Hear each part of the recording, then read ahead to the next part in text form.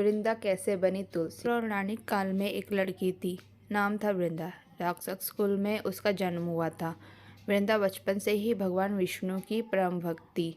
बड़े ही प्रेम से भगवान की पूजा किया करती। जब वह बड़ी हुई तो उनका विवाह राक्षस कुल में दानव राज जलंधर से हो गया। जलंधर समुद्र से उत्पन्न हुआ था।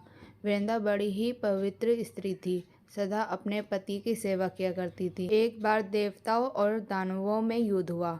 जब जलंधर युद्ध पर जाने लगा तो वृंदा ने कहा, स्वामी, आप युद्ध पर जा रहे हैं। आप जब तक युद्ध में रहेंगे, मैं पूजा में बैठकर आपकी जीत के लिए अनुष्ठान करूंगी, और जब तक आप वापस नहीं आ जाते, मैं अपना संकल्प नहीं छोड़ूंगी। जलंधर तो युद्ध में चला गया और वृंदा व्रत का संकल्प लेकर पूजा में बैठी गई। उनके व्रत के प्रभाव से देवता भी जलंधर को ना जिता सके। सारे देवता जब हारने लगे तो भगवान विष्णु के पास गए। सबने भगवान से प्रार्थना की तो भगवान कहने लगे कि वृंदा मेरी परम भक्त है, मैं उसके साथ छल नहीं कर सकता।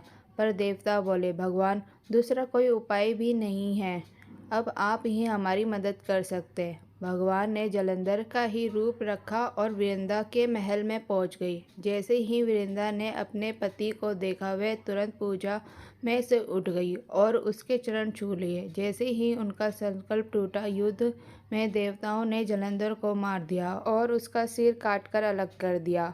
उनका सिर वृंदा के महल में गिरा। जब वृंदा ने देखा कि मेरे पति का सिर तो कटा पड़ा है, तो फिर ये जो मेरे सामने खड़े हैं, ये कौन हैं? उन्होंने पूछा, आप कौन हैं जिसका स्पर्श मैंने किया? तब भगवान अपने रूप में आ गए, पर वे कुछ ना बोल सके।